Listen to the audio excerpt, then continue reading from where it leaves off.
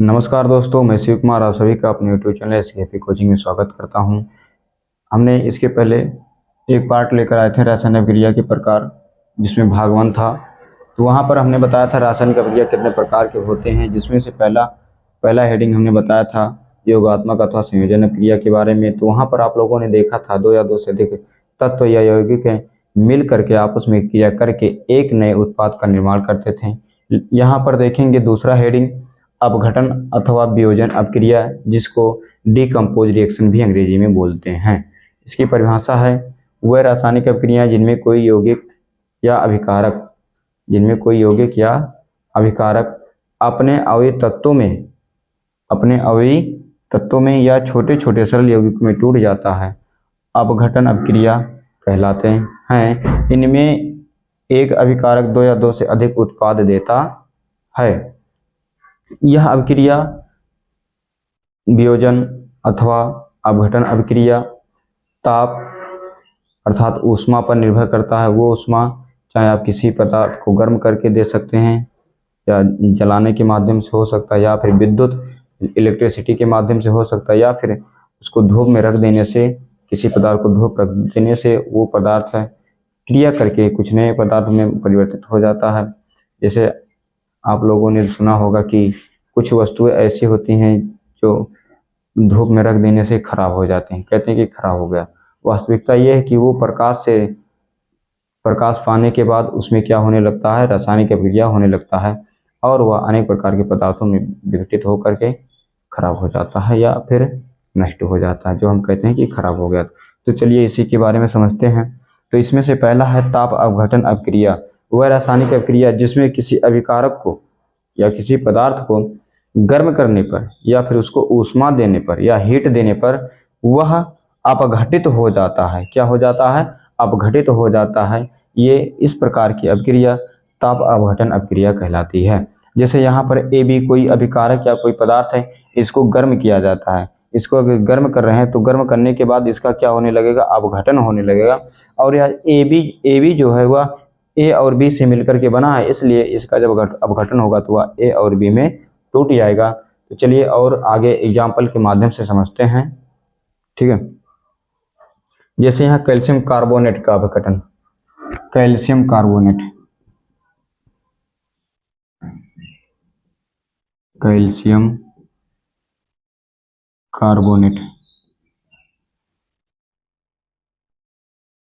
का अपघटन,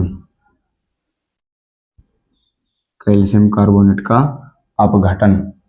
ठीक है, कैल्शियम कार्बोनेट का अपघटन। तो कैल्शियम कार्बोनेट, यदि कैल्शियम कार्बोनेट का, सबसे पहले ये कैल्शियम कार्बोनेट का सूत्र क्या होता है? कैल्शियम, देखिए यहाँ पर कैल्शियम है तो Ca, कार्बोनेट CO3 को कार्बोनेट बोला जाता है, और Ca आपका क्या है? कैल्शियम, अर्थात कैल्शियम कार्बोनेट। अब इस कैल्शियम कार्बोनेट को यदि क्या दिया जाए? ऊष्मा दिया जाए। क्या दिया जाए? ऊष्मा दिया जाए, तो इसका होने लगेगा अपघटन। क्या होने लगेगा? अपघटन होने लगेगा। अपघटन होने के बाद यह कैल्शियम ऑक्साइड और कार्बन डाइऑक्साइड में टूट जाता है। ये कैल्शियम ऑक्साइड बनेगा और कार्बन डाइऑक्साइड बनेगा, CO2 बनेगा। तो कार्बन डाइऑक्साइड आपका गैस है। ठीक है, तो ये आपका हो गया। और ये कैल्शियम ऑक्साइड आपका ये सॉलिड है।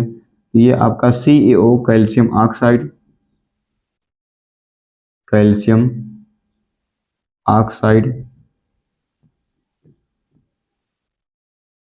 ये आपका कैल्शियम ऑक्साइड है, और ये कार्बन डाइऑक्साइड है, कार्बन डाइऑक्साइड है।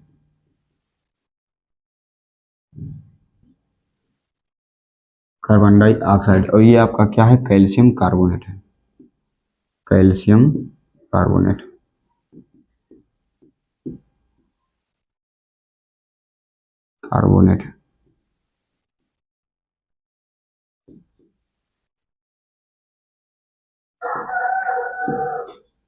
तो यहाँ पर देखिए कैल्शियम कार्बोनेट को ऊष्मा दिया गया, गर्म किया गया किसी भी माध्यम से। ठीक है, तो उसका क्या होने लगा? अपघटन होने लगा। अपघटन होने पे ये देखिए कैल्शियम ऑक्साइड जो एक छोटा सा यौगिक है, और कार्बन डाइऑक्साइड ये भी एक छोटा सा क्या है, यौगिक है। तो परिभाषा के अनुसार जब किसी पदार्थ का गठन होता है तो वह अपने ही अवयवी तत्वों में या छोटे छोटे जिन यौगिकों से मिलकर के बना होता है उन्हीं में अपघटित हो जाता। तो देखिए यहाँ पर ये छोटा सा यौगिक है और ये छोटा सा यौगिक है, ठीक है। यदि इन दोनों को हम क्या करें, गर्म करने पर यदि ये अलग हो रहा और अगर इनको क्या किया जाए, किसी भी प्रकार से ठंडा किया जाए तो ये मिलकर के क्या बना लेंगे, कैल्शियम कार्बोनेट बना लेंगे। चलिए अब दूसरे उदाहरण को लेकर के चलते हैं। दूसरा उदाहरण लेकर के चलते हैं, जैसे potassium chlorate. Potassium chlorate, potassium chlorate का गठन, पोटेशियम क्लोरेट KClO3, KClO3 का अपघटन, KClO3 का अपघटन, ठीक है। यदि पोटेशियम क्लोरेट KClO3 को यदि ऊष्मा दिया जाए, क्या दिया जाए, ऊष्मा दिया जाए, तो ये भी क्या होने लगेगा, अपघटन होने, इसका भी होने लगेगा अपघटन, अपघटन होने लगेगा। और ये कैल्शियम क्लोराइड, ठीक है, प्लस ऑक्सीजन में टूट जाएगा, कैल्शियम क्लोराइड और ऑक्सीजन में टूट जाएगा।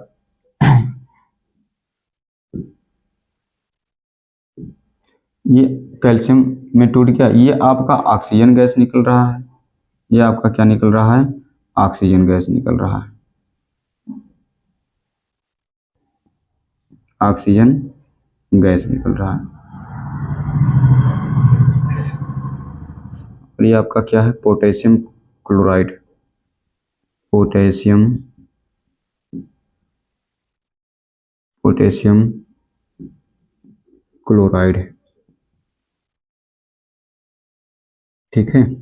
और ये आपका क्या है, पोटेशियम क्लोरेट, क्या है आपका, ये पोटेशियम क्लोरेट है,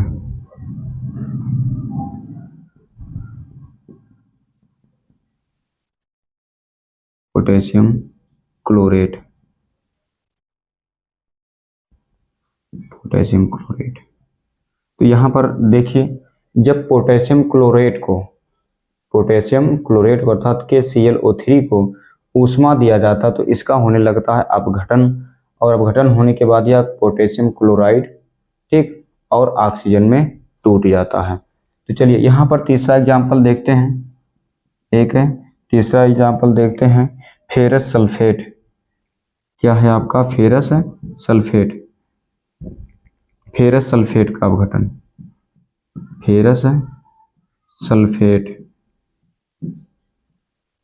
फेरस सल्फेट FeSO4 का अपघटन,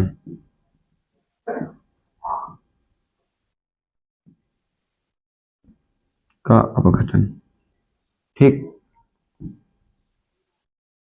अब यदि फेरस सल्फेट को FeSO4 को ऊष्मा दिया जाए, क्या दिया जाए, ऊष्मा दिया जाए, तो इसका होने लगता है अपघटन, क्या होने लगता है, अपघटन होने लगता है। और यह फेरिक ऑक्साइड Fe2O3 और सल्फर डाइऑक्साइड और सल्फर ट्राइऑक्साइड में टूटता है।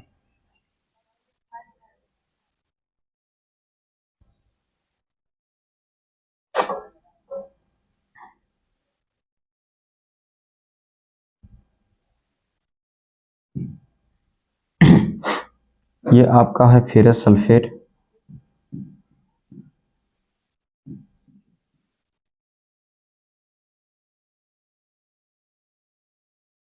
Ferrous sulphate, ferric oxide,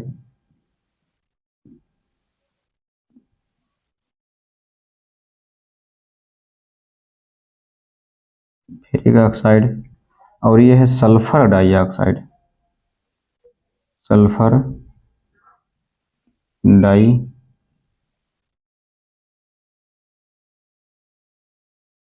oxide, और यह सल्फर ट्राइऑक्साइड जो कि गैस है।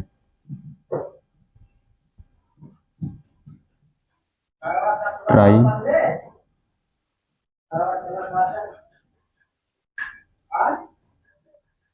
ऑक्साइड।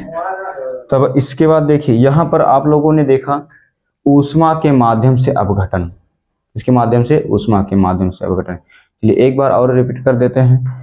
ताप अथवा वियोजन अपक्रिया, नहीं, अपघटन अथवा वियोजन अपक्रिया ऐसी रासायनिक अभिक्रिया जिसमें किसी अभिकारक को या किसी प्रकार के पदार्थ को गर्म किया जाता है या ऊष्मा दिया जाता है, ठीक है, तो वह अपने ही अवयवी तत्वों से अर्थात जिन जिन तत्वों से मिलकर के बना होता है उन्हीं तत्वों में टूट करके अलग हो जाता है। तो इस प्रकार की अपक्रिया को अपघटन अथवा वियोजन अथवा डिकम्पोज रिएक्शंस बोलते हैं। और इसका अपघटन किसी पदार्थ का या किसी भी अपकारक का अपघटन ऊष्मा देने पे अर्थात गर्मी, या फिर उसको इलेक्ट्रिसिटी के माध्यम से अर्थात लाइट जिसको विद्युत अपघटन भी बोलते हैं, या फिर उसको धूप में रख देने से वह ऊष्मा प्राप्त करने लगता है और वह अपघटित हो जाता है। धूप से पा रहा तो इसका मतलब है प्रकाश अपघटन के माध्यम से या प्रकाश संश्लेषी अपक्रिया हो रहा है, ठीक है। तो यहाँ पे 3 प्रकार के हैं, ताप अपघटन अपक्रिया, विद्युत अपघटन अपक्रिया, प्रकाश अपघटन अपक्रिया। तो जिसमें से पहला है ताप अपघटन अपक्रिया, वह रासायनिक अपक्रिया जिसमें किसी पदार्थ को गर्म करने पर या ऊष्मा देने पर वह अपघटित हो जाता है, उसे ताप अपघटन अपक्रिया कहते हैं। जैसे यहाँ पर ए बी कोई पदार्थ है, इसको गर्म किया गया तो इसका अपघटन होने लगा और यह ए और बी में टूट करके अलग हो गया, अर्थात ये क्या हो रहा है, अपघटन हो रहा है, इसका अलग बंटवारा हो रहा है जिन जिन चीजों से मिला था। तो जिसमें से पहला उदाहरण है कैल्शियम कार्बोनेट का अपघटन। कैल्शियम कार्बोनेट का सूत्र होता है CaCO3। इसको जब गर्म किया जाएगा तो इसका अपघटन होने लगेगा और यह कैल्शियम ऑक्साइड जो कि सॉलिड होता है, ठीक है, कैल्शियम ऑक्साइड और कार्बन डाइऑक्साइड में टूट जाता है। यहाँ पर दूसरा एग्जाम्पल लिया हमने पोटेशियम क्लोरेट KClO3 का अपघटन। तो यहाँ पर देखते हैं जब पोटेशियम क्लोरेट को ऊष्मा दिया जाता है तो इसका अपघटन होने लगता है और यह कैल्शियम क्लोराइड और ऑक्सीजन में अपघटित हो जाता है। फेरस सल्फेट, फेरस सल्फेट का सूत्र है FeSO4, ठीक है, फेरस सल्फेट का अपघटन। जब फेरस सल्फेट को ऊष्मा दिया जाता है तो इसका अपघटन होने लगता है और यह फेरिक ऑक्साइड, ठीक है, और सल्फर डाइऑक्साइड और कार्बन नहीं और सल्फर ट्राइऑक्साइड में टूटता है। तो यहाँ पर देखा आपने ताप अपघटन क्रिया के बारे में जो कि अपघटन अथवा वियोजन अपक्रिया से संबंधित है। तो यहाँ पर चलिए हम नेक्स्ट में लेकर आएंगे, अगले वीडियो में लेकर आएंगे विद्युत अपघटन अपक्रिया। आपका यहाँ पर दूसरा रहेगा, ठीक है, विद्युत अपघटन अभिक्रिया, अपघटन अभिक्रिया।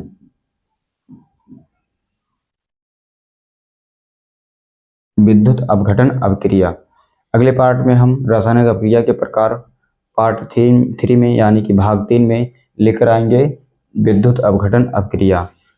तो दोस्तों यदि वीडियो पसंद आया तो लाइक करें, चैनल को सब्सक्राइब कीजिए और अपने मित्रों को शेयर कीजिए। यदि आपको किसी भी प्रकार की त्रुटि महसूस हो रही है तो कमेंट बॉक्स में ज़रूर बताएं और यदि आपको किसी भी प्रकार का अन्य वीडियो चाहता है केमिस्ट्री से संबंधित या फिर फार्मूले नहीं समझ में आ रहे, रिएक्शंस नहीं समझ में आ रही है, कैसे सूत्र बन जाते हैं, तो हमको कमेंट बॉक्स में अवश्य बताएं, हम आपके लिए उस पर वीडियो जरूर बनाएंगे। वीडियो देखने के लिए आपका बहुत बहुत धन्यवाद। हमारे चैनल पे जुड़े रहिए। नमस्कार।